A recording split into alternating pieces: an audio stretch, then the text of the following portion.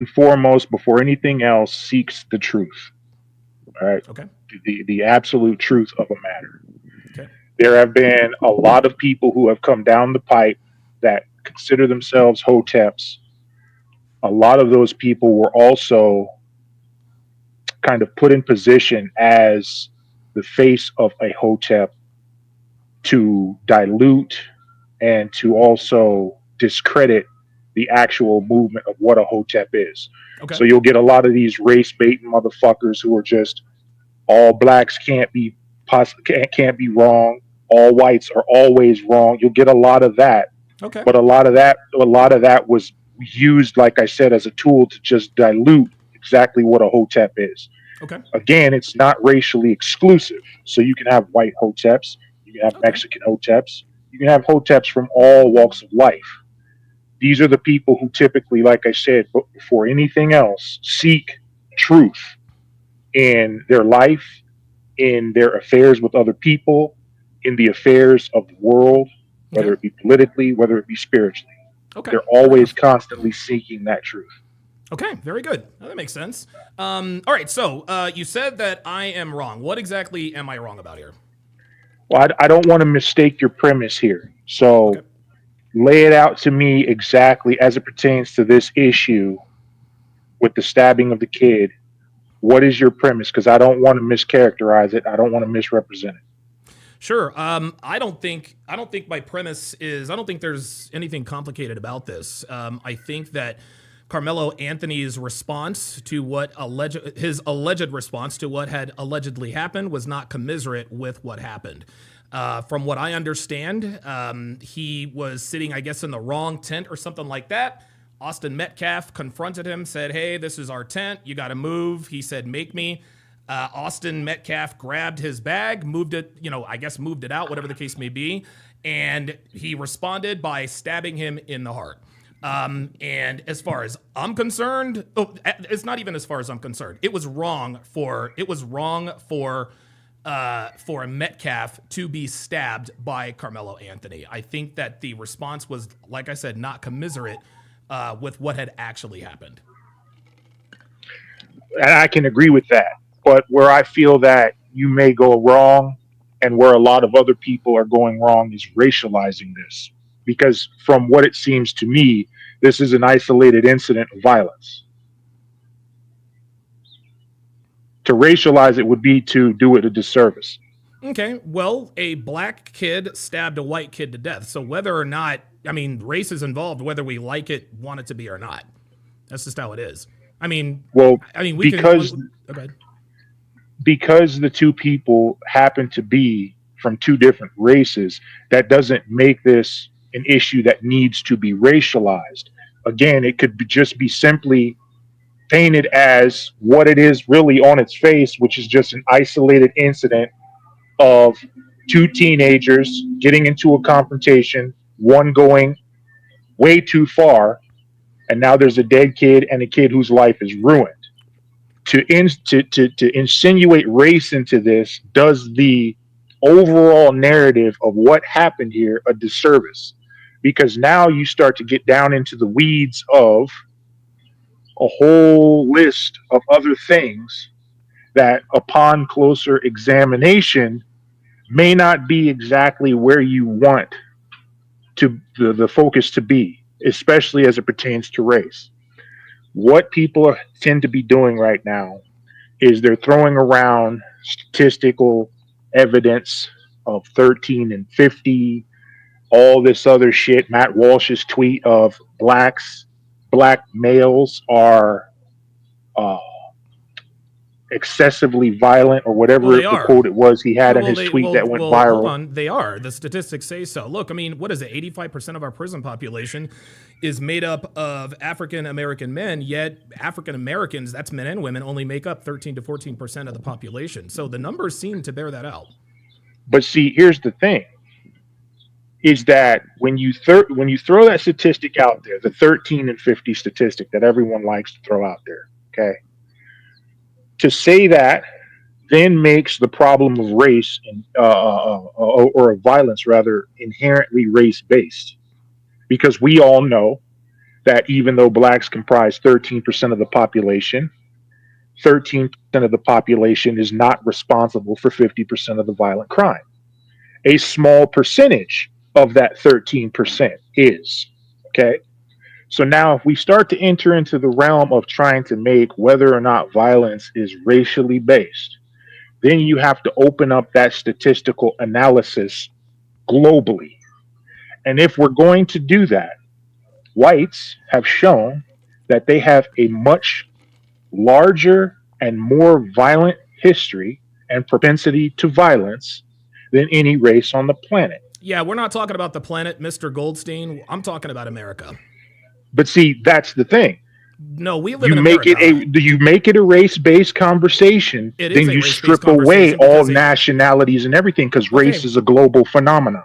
okay, race is a global phenomenon, but you just said that this was an isolated event in a country. The United States is Right, isolated. right. And Miss me with we the need to keep it hold there. on, miss me right. So, and you just said we need to keep it there. Yet you said listen, I don't know what the statistics are globally. You're probably right. You seem to be more you're more learned on this than I am. I'm talking about in America.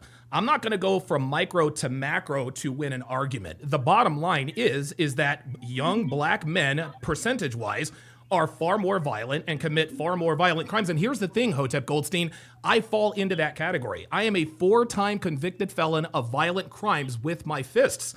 And listen, that is nobody's fault but my own. I'm not sitting here blaming my mom or my dad, whatever the case may be. I blame that on my lack of emotional control. And that lack of emotional control, to me, is directly tied to the rap culture.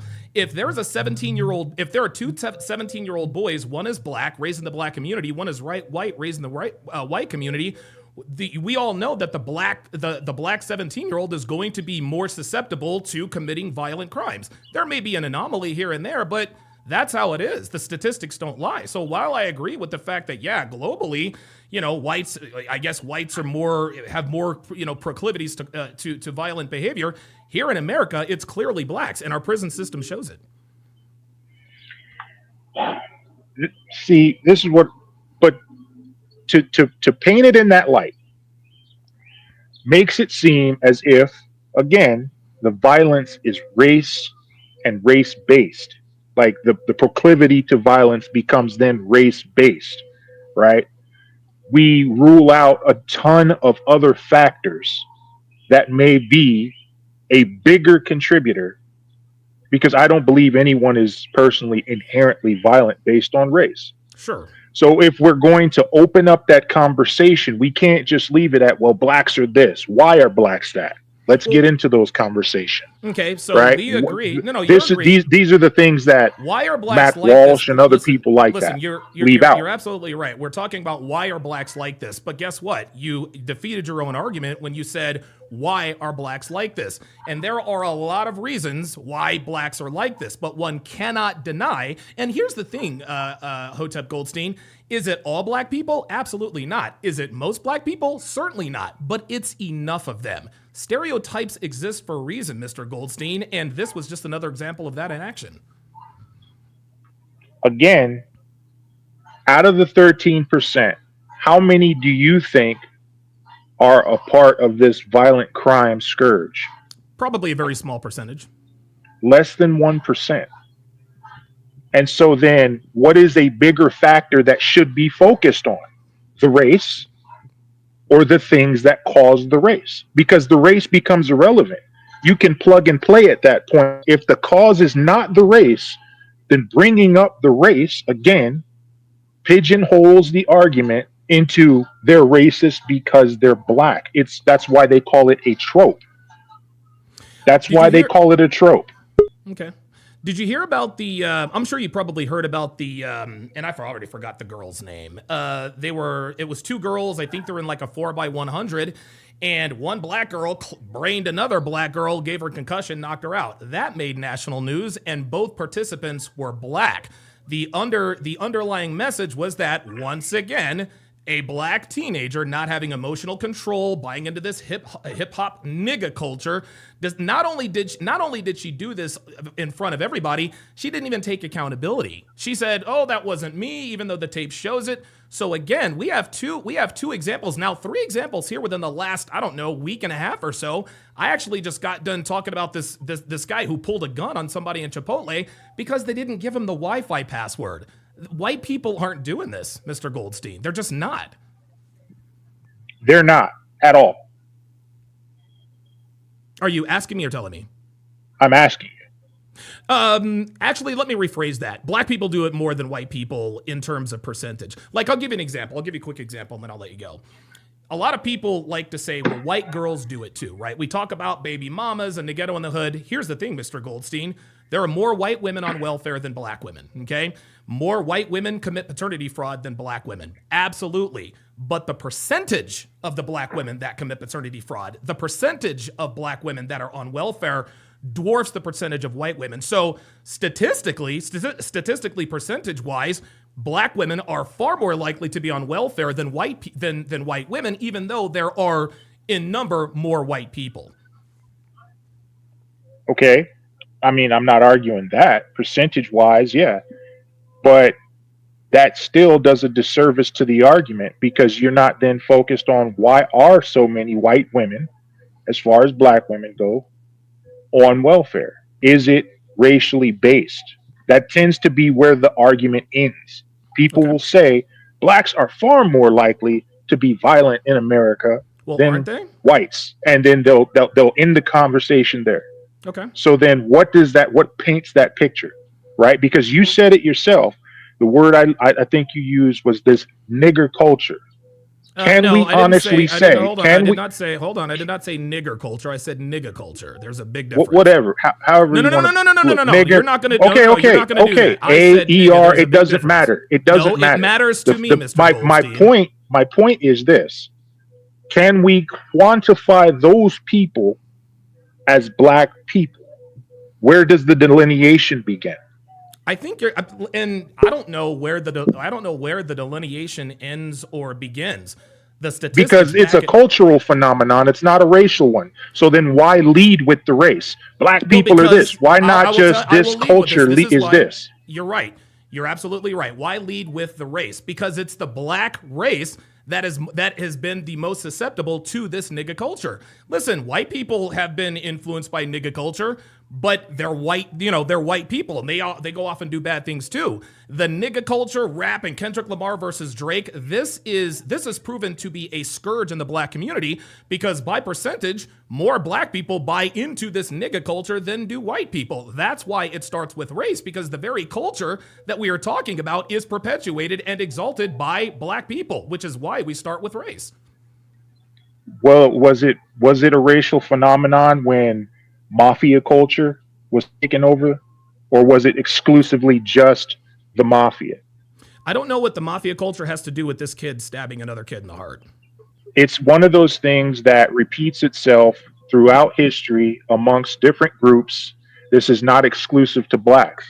It's called a culture of insensitivity towards human life. It's called a culture of violence. It's called, and this phenomenon, this culture of all these things manifests itself differently in a variety of different ways throughout a variety of different cultures, throughout a variety of different time eras. Right now, we are in this one. Okay, so we can say that violent culture may be something that blacks have a propensity to, but what we cannot say, and what we have, I don't know, maybe not formally, but what we have agreed on in this conversation is that these are not blacks. These are blacks who subscribe to a specific culture. So we cannot say, we cannot highlight the propensity to violence by using, because the culture is perpetuated. The culture is perpetuated by black people. That's what the culture is perpetuated by. That's why we lead it with race. And we all identify with our, I guess in our subconscious, we all identify, I suppose, with people who look like us for the most part. And so you have these young black men, these young black men look up to King Von, young black girls, Megan Thee Stallion and Cardi B. all of that plays out. But the bottom line here, Mr. Goldstein, is that most people in prison who are in prison for violent crimes are black. That statistic right there should let you know that this is not only is it a black problem, it is absolutely a culture problem. It's almost like a sandwich. It is a black problem because blacks perpetuate the culture and blacks then endorse that culture. It's exalted. Have you watched the BET Awards lately? And blacks are the ones responsible for that? Yes. Really? If you disagree, just tell me you disagree. I don't agree. Okay, well then tell me why you disagree. Those people are all on a payroll. Keep going. I'm listening. I mean, they're not the ones who own the parent company of BET. They're not the ones who own the distribution companies. They're not the ones who own record labels. They're not the ones who own a variety of different things that you say perpetuate this culture. They are participants in that. They are very much participants in that. Okay, so you're telling me. But the perpetuators of the culture. So you're telling me that it's white. No, there is no come on. You're telling me that it's white people's fault that black people act like niggas. I'm sorry, I just don't buy that. No, I'm not. I'm not. It's the person's fault who subscribes to that culture. But no more than it is white people's fault, which it's not. It is not black people's fault either, just because a black face is attaching itself to this nigga culture. Let me ask you. That's what I'm trying to get you to understand. Well, too bad. Would you rather live in a white neighborhood or a black neighborhood? I would rather live in a black neighborhood. But see, you're asking a person who, like yourself, has done a lot of time, over 21 years for one crime. You know what I mean? So I am more comfortable around my own, mainly because, you know, I mean, well, I'm not even going to get into that, but I'm more comfortable around my own than I am with anyone else. Okay. All right. And as far as like all the violent culture and all, I know how to deal with that. So it's not a problem to me. Yeah. See, I'm not, and okay, that's fine that you know how to deal with all that violence. Mr. Goldstein, I would rather live my life not having to worry about crime happening around me. I live in a gated community inside of a gated community. And the reason why is because I don't want to be around niggas. That's why. So if you want to be around niggas, cool with me. That's fine with me. But as far as I'm concerned, I want to be in a neighborhood where I don't have to worry about someone possibly breaking into my house. I live in a neighborhood, Mr. Goldstein. Didn't you ask me if I rather want to live in a black neighborhood and a white neighborhood? Yes. Wasn't that the question? Yes. Because I don't want to live around niggas either. But I don't want to live around that of any race.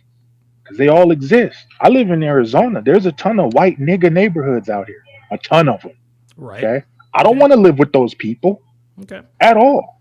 Okay. Okay. Fair enough. So it's just one of them things where we got a nigga culture, black people. Just like you can't assign pedophile culture to white people, even though they disproportionately are whatever. It's one of them things, bro. Well, but I gotta go. Agree to disagree, man. Let's agree to disagree on this one. And I appreciate you coming up. But a higher percentage of black people are violent. I'm sorry, dude. The statistics bear it out. We just had a nigga who pulled a gun on somebody because he couldn't get the Wi-Fi password. That's a problem. Nigga culture is a problem. And listen, if you'd rather live around your own and be able to deal with the violence, more power to you, my friend. But as far as I'm concerned, I'm not trying to be around that. I'll give you the last word. Nah, you got it, bro. Okay, appreciate you coming up. Goldstep. I almost called him Goldstep Hoteen. All right, let me jump back in here quickly. Now I've got a couple of other people who want to come on. Let me remove this. All right, we've got Jamie Herring, Edward Cross, and Jay Blaze. Let me bring. Oh wow, I got somebody else coming up. All right, I'm gonna bring up. Let me bring up Jamie Herring. Jamie, can you hear me? Yes, sir. How you doing, Mr. Sharp? I'm doing good, man. How about yourself? I'm fine. I think I spoke to you last time. I did. I remember. How you doing, man? I'm fine. I wanted to have a conversation with the Goldstein guy, but I guess he just got off. Yeah. What were you going to ask him?